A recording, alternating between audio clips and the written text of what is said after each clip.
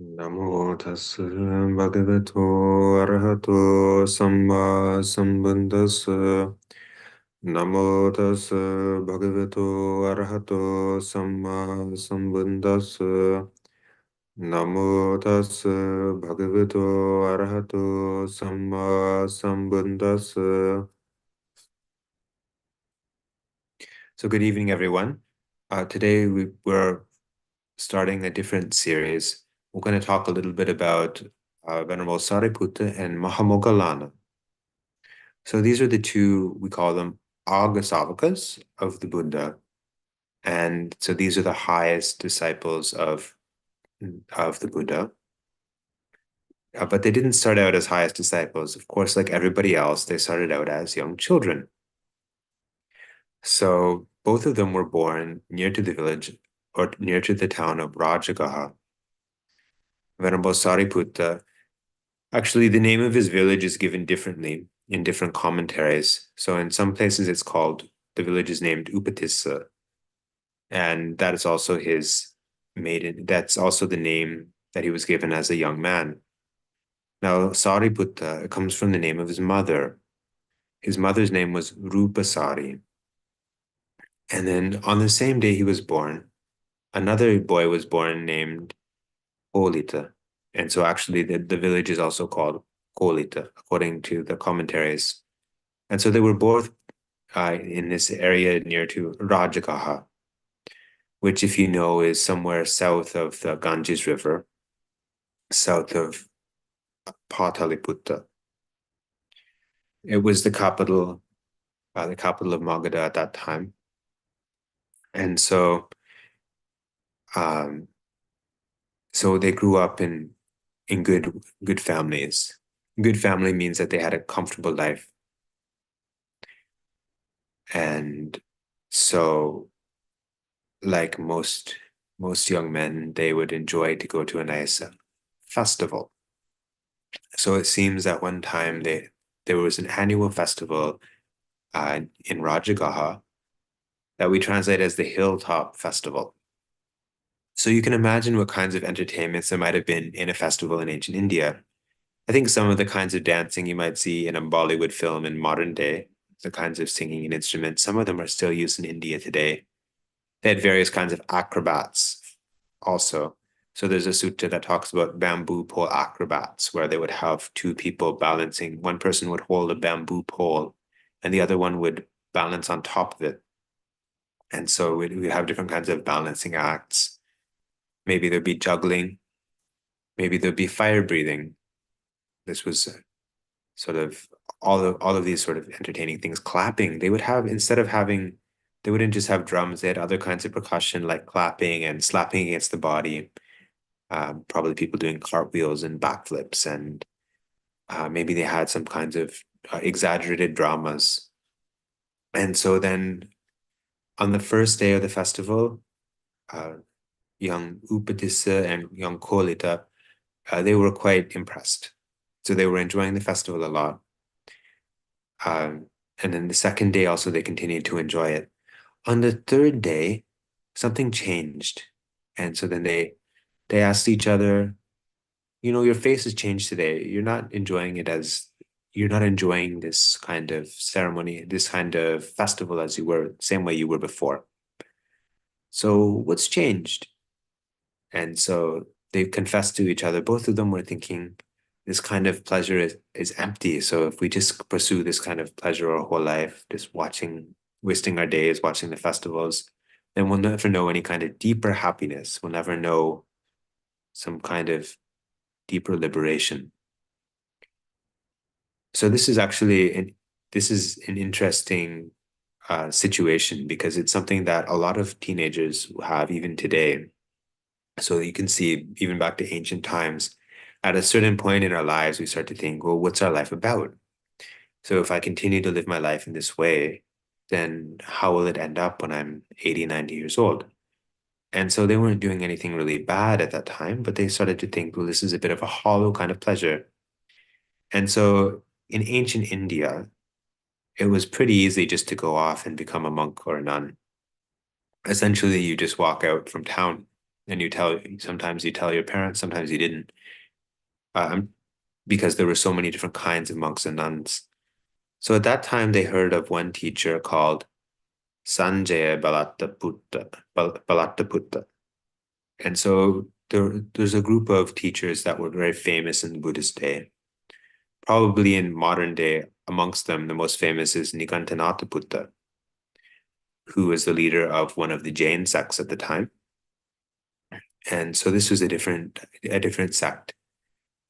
So they went and they studied with him, and they were not that satisfied, but they were quite talented young men, and they both gained a following of 250 uh, other ascetics.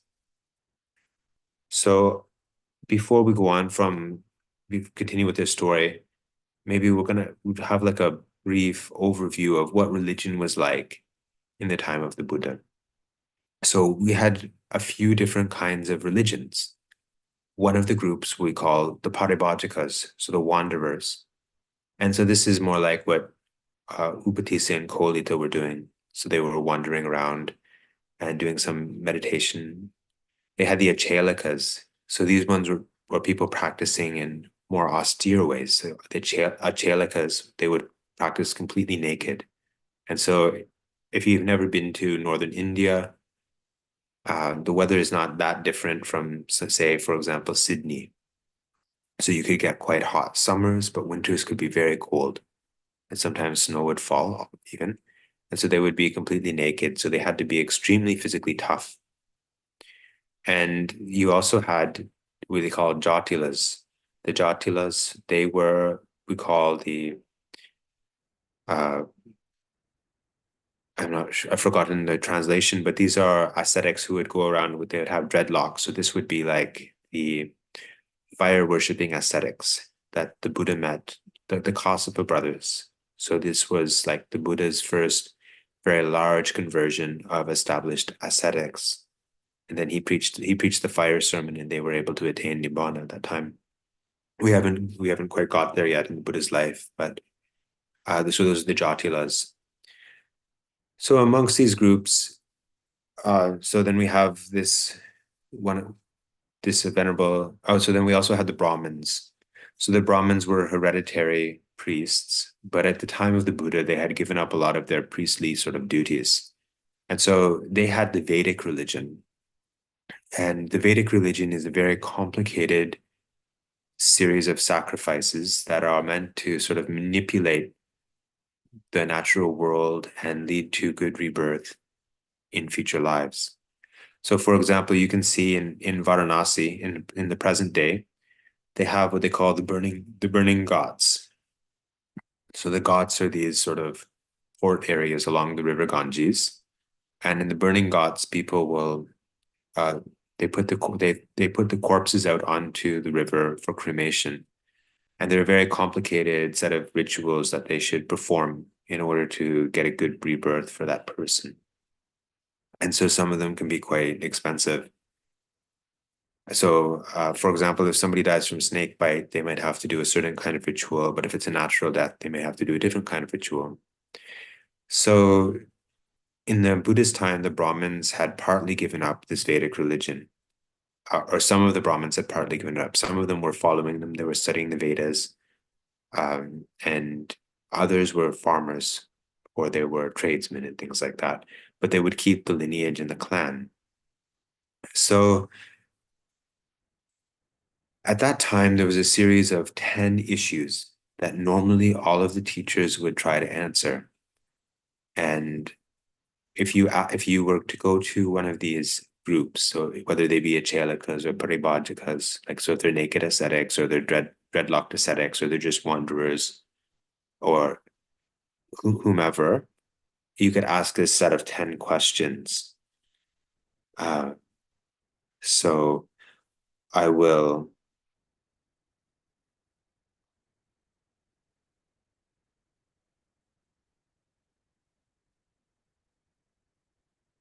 So we'll just go through some of them here. According to Bhikkhu Bodhi's translation, we're looking at the Samanya Pala Sutta. It's Digha Nikaya 2. The translation's from suttacentral.net.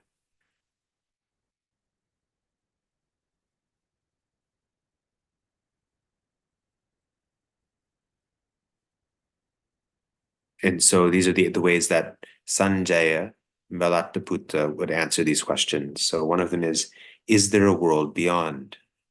Okay, so that's one of the questions. Is there no world beyond? Is it that there is both is and is not a world beyond? Is it that there neither is nor is not a world beyond?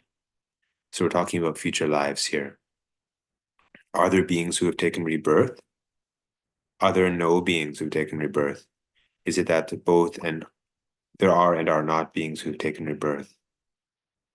And so going on about the fruit and result of good and bad actions, and the questions about the Tathagata, does the Tathagata exist after death?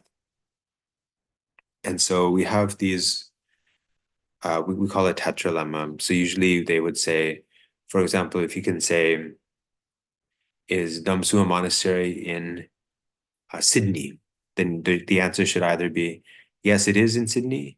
No, it's not in Sydney.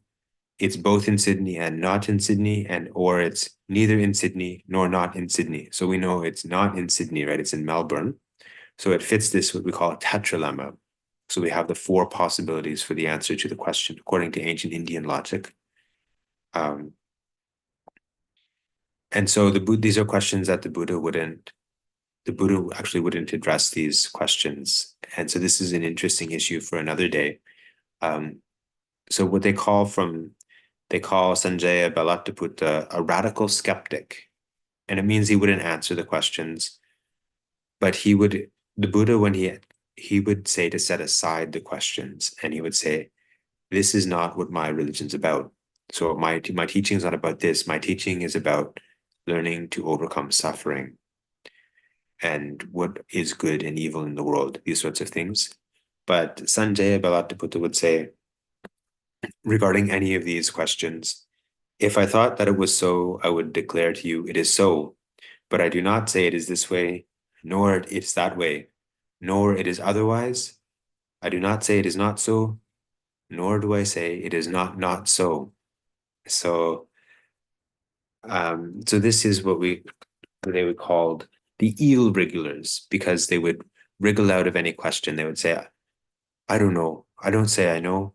I don't say it's not so. I don't say it's not so. And so finally you come out, we're completely confused. So finally, what are you saying? You're saying nothing. So why am I coming to you as a teacher? And so if you don't if you don't feel too satisfied with that teaching, well, neither did Kolita Upatissa. So they made a pact with each other. They said, let's go off around this Jambudipa. So Jambudipa means India, but in this sense, it can mean the whole world, because Jambudipa was the whole inhabited world for them. So for the people of that time. So they went off wandering, looking for a teacher within this Jambudipa, somebody who could lead them to enlightenment. And while they were wandering, Venerable Sariputta went to Rajagaha, and one morning he saw Venerable Asaji, Arahant Asaji, going for alms round. And the way he was walking, his demeanor was very inspiring for him, for young Upadisa. He thought, this person is not like other people. Now remember, he'd been associating with the other paribhajikas, the other different wandering ascetics for some time already. He was even the leader of 250 of them. So he had some experience with different kinds of religious people. So he saw something special in Venerable Asaji. And he realized it's not the proper time to ask him a question, because he's going for alms round now. So I'll wait until after alms round to ask him a question. So he goes to him, and it's a very famous exchange that he has. So we'll quote it from Venerable Ananda Jyoti's translation. This is from the Vinaya Mahavagga. So we were following this earlier when we were talking about the Buddha's enlightenment under the Bodhi tree. So this is a little bit after that, the story of Venerable Sariputta and Mahamoggallana.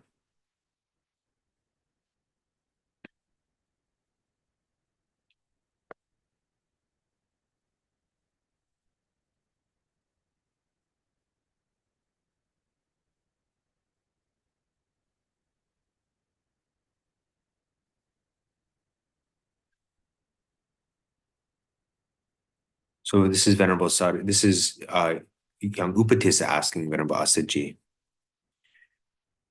Your faculties, friend, are very clear. Purified is your skin and bright. On account of whom, friend, did you go forth? Who is your teacher? What Dhamma do you prefer? And then the answer, there is, friend, a great ascetic, a Sakyan son who has gone forth from the Sakya family. On account of that fortunate one, I went forth. That fortunate one is my teacher. That fortunate one's Dhamma I prefer. And then Upatissa asks, but what is the doctrine of this venerable's teacher? What does he say? The answer, I am new, friend, when not long gone forth, recently come to this Dhamma and Vinaya. I'm not able to teach the Dhamma at length, but I can explain the meaning to you in brief. Then he answers, speak little or much, but tell the meaning to me. The meaning is useful to me. What to do with many words? So he's very direct with him. He's tired of sort of this. You can see if the way his teacher answered him before, this very sort of long-winded answer. Oh, I don't say yes, I don't say no, I don't say not no, I don't say not no. So he's like, what good is this kind of answer? Please just give it to me straight. Then he spoke this verse. Whatever things have a cause, the cause by the realized one has the cause the realized one has told, and also that which is their sation. Such is the great ascetic's doctrine. So we'll just quote it in Pali because it's a very famous verse. Then a lot of people choose to memorize this verse. Ye dhamma hetupabhava te sanghetun tathagato aha te sanchayo nirodho evang vadi mahasamanoti. And so then Venerable Sariputta attains to Sotapanna, stream entry. So he has this, what they're calling the dust-free, stainless vision of Dhamma. So in Pali, we say Virajang Vitamalang Dhamma Chakung Dapadi. So the stainless, dustless Dhamma eye opened in Upatissa, young Upatissa. Yang kinchi sumuriya dhammang sabbantang nirodha dhammanti. So whatever Dhamma, whatever phenomena have arise, they also will cease.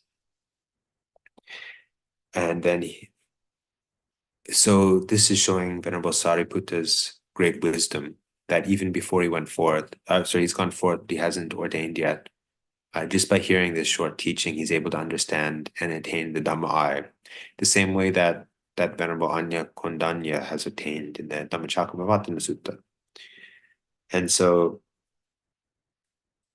Venerable Sariputta has given some inspired verses here. And he asks about, he's going to ask about the Buddha and where to find him. But first he has to go and meet Venerable this Kolita, who will become Mahamoggallana later. And so he goes to him, and Mahamoggallana also realizes that Upatissa doesn't look the same as he did before. Remember in the Dhammacakkappavattana Sutta, one of the ways that the Buddha was able to convince the group of 5 ascetics that he had attained was by saying, look how I'm talking in a different way than before. You can see that earlier I never claimed any attainment, but now I have. And it seems that in the immediate sort of aftermath of somebody attaining Nibbana, sometimes there's this appearance, a change in their appearance. Their skin becomes bright, they say. It's quite common in the Vinaya Mahavagga. You can see the Buddha is walking along and people comment on his skin. Even the one the one person sees the Buddha and he says, "Oh, what are you? Are you a deva? Are you a human?" Because he sort of his appearance was sort of so stately. Now, so when Mahamoggallana sees him, surely you've attained the deathless. So is it true? And Upatissa says, yes, it's true. And so he repeats the same verse that Venerable Assaji told him. And then Kolita was able to attain stream entry as well. Now, this this is a very important point because one of the times that it's possible to attain Nibbana is when listening to the Dhamma. It's one of the occasions for attaining Nibbana. And so we listen to the Dhamma respectfully and try to understand it, think about the meaning of it. Now, maybe our parami are not as good as Upatissa or Kolita, but maybe we can still get some benefit from it. And it's still possible to attain, even though, notice that at that time, Upatissa was only a stream enterer. Typically, when this happens, it's actually the Buddha instructing somebody because the Buddha had certain psychic powers, certain special kind of power to see the faculties of beings, to understand their spiritual abilities. And so he could understand the state of their mind as he was giving a talk and see how it was changing. And so usually he would give them a talk to develop some kind of faith. And then when their mind became very pure and ready to understand the deeper Dhamma, then he would preach the Four Noble Truths to them. And then they could attain Nibbana. In this case, Venerable Sariputta, who's still Upatissa, then he was not an Arahant. And he didn't have such psychic powers just by merely repeating the verse. But it seems that Kolita had a lot of faith in his friend because they'd been practicing for a long time. So perhaps his mind was already quite concentrated and filled with faith, so he was prepared to hear the teaching and understand it. So the two of them then approach the Buddha, and when the Buddha sees them, he says to the other monks, these two monks will be my foremost disciples, my left and right-handed disciples, they say. And so uh, we have some story about how they attain uh, it took 2 weeks for Venerable Sariputta to attain arahantship, and it took 1 week for Mahamoggallana to attain arahantship. So Mahamoggallana had some kind of sleepiness, a difficulty with sleepiness, and then the Buddha gave him meditation on the elements. And so maybe next talk we'll talk a little bit about that. And then Venerable Sariputta, so that this when they meet the Buddha, they're given the Ehi Bhikkhu going forth. So the Buddha gave them a very simple kind of ordination, we'll say, without explaining in detail. And so Venerable Sariputta took 2 weeks to attain arahantship. And so we have some details about his practice. One of the suttas is called Diganaka Sutta. So his cousin was Diganaka, and Diganaka was a Jatila. So one of these ascetics with the long dreadlocks. Sort of Diganaka means long nails. So maybe he had grown his fingernails very long as some kind of an ascetic practice. So I think we won't go into those stories today. But I think it's worth trying to look at the teaching that they received and thinking about it a little bit, like how we can apply it for ourselves in our own meditation. So we have this, maybe I'll read it again, the verse by Venerable Assaji.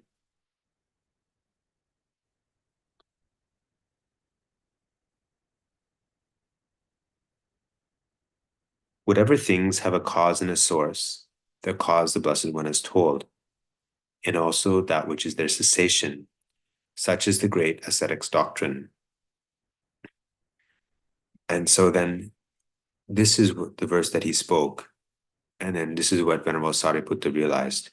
Whatever has the nature of arising, all that has the nature of ceasing.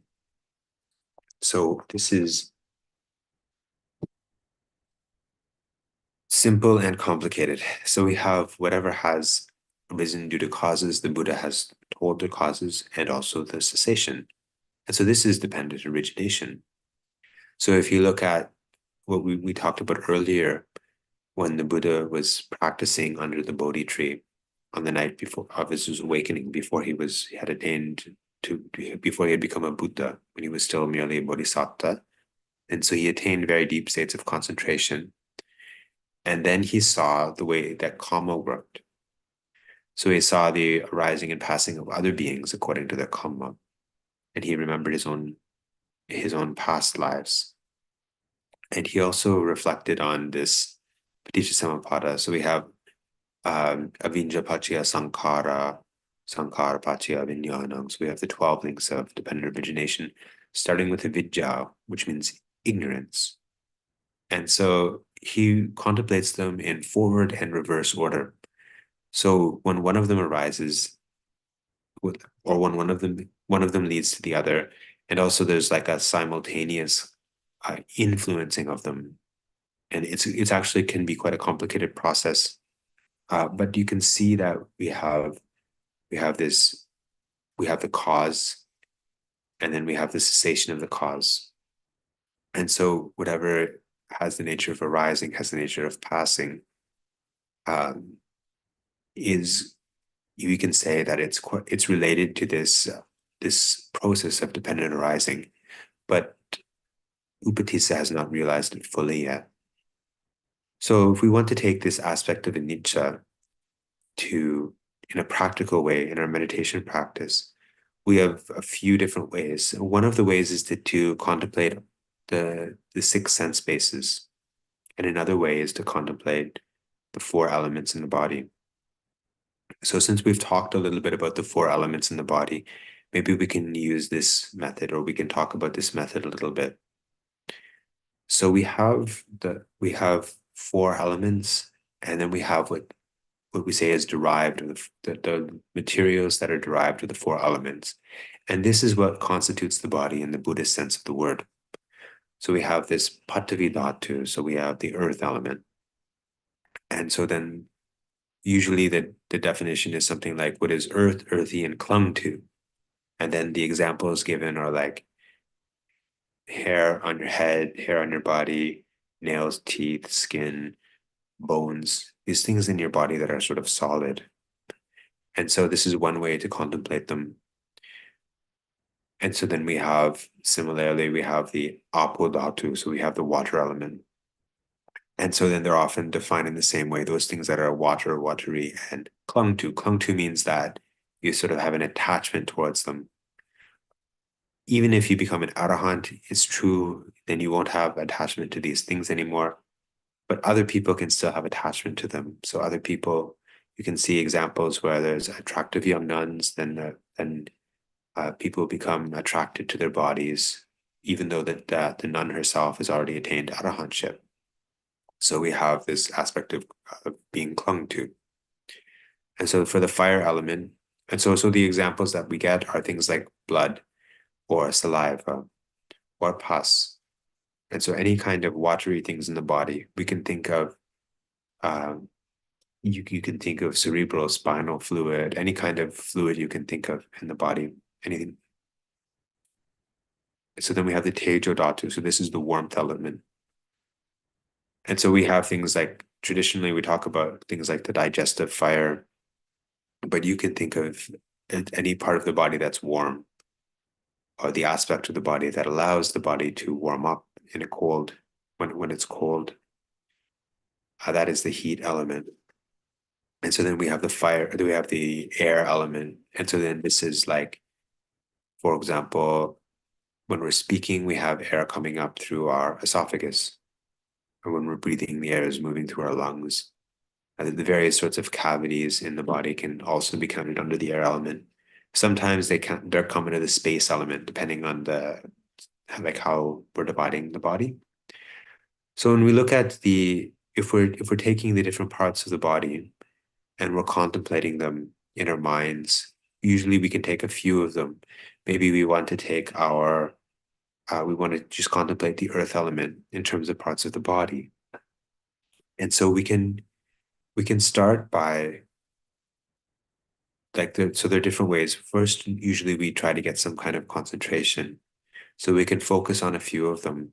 One way to do it, for example, is to choose one like bones. So you can focus on the bones in the body. You can scan the body from the soles of the feet to the top of the head again and again, repeating the word bones, bones. And then slowly, as you practice this way, in the mind's eye, the skeleton will start to appear. At first, it won't be so clear. At first, you'll just be feeling some kind of sensations throughout the body, and then the mind will wander off. But repeatedly, if you bring the mind to the bones in the body, thinking bones, bones, and sometime later, you may experience a sort of a flash of light, and inside that flash of light, there'll be an image of a piece of your shin bone. And it'll be there for a minute or two. Then again, the internal mental screen will go black again. And then again, you can go back to scanning the body, bones, bones. And sometime later, uh, the skeleton might start to become clear in the body. And also, as it becomes clear, there might be a sense that it's a very hard thing. And so, focusing this way, can understand about the bones in the body. And if the skeleton starts to become clear in the mind and it starts to glow white color, and the mind might start to become calm. If the mind has become calm, it's possible to contemplate about these causes and effects. So uh, if your mind doesn't have some degree of calm, it's quite difficult to use thinking and reflection in your meditation to develop wisdom. But once the mind becomes calm on any object, whether it's contemplating the qualities of the Buddha or contemplating your breath, then you're able to develop wisdom by reflecting in the ways that the Buddha has advised us to. So here we're talking about the origination and cessation of the body, of the four elements in the body. And so there's some definitions, sort of standard pericopes, we call them, sort of phrases that the Buddha uses to describe this for the body. So some of the aspects the Buddha mentions, this body is born from mother and father. It's built up from rice and curries. It's subject to sickness. It's subject to being pushed around. It's subject to hunger and thirst. It's subject to aging, and eventually it will pass away. And so there are various aspects that the body is subject to. And so then we have the cause. We have various kinds of causes. So one kind of cause of our body uh, are the ones certain kinds are the ones we mentioned. So it's been born from mother and father. So because of our parents' intentions and our own karma, we were born into this life. It's also been sustained by our own efforts and also through like the physical situation. So by food and by shelter and by taking medicine, then this body has been sustained. And eventually, and then no matter what kind of karma you have, having been born as a human, you'll have to pass away. It might be sooner, it might be later, but it's the nature of human bodies that they have to age and pass away. Certain classes of beings, they don't age. So certain kinds of devas, they don't really age, but they also still have to pass away eventually um, from their state. And so then if the mind has already become calm from focusing either on the skeleton or some part of the body, we can start to contemplate how these elements in our body change over the course of our lifespan. So we can think about um, or maybe it's easier to think of the body as a whole than to think about what it's like to be in the womb, for example. Maybe it's very hot in there, not much space to move. And then sort of the pain of childbirth coming into the world and these blinding lights and taking the first gasp of air. And then all of a sudden you're no longer nourished through the blood of your mother. Then from that time on, subject to hunger and thirst and things like this. And then after some time, uh, growing up into childhood, And then the body starts to get larger and mature. And then together with that, you have different kinds of experiences, start to make friends and go to school. And then sometime later, maybe you've grown up and you've gotten married.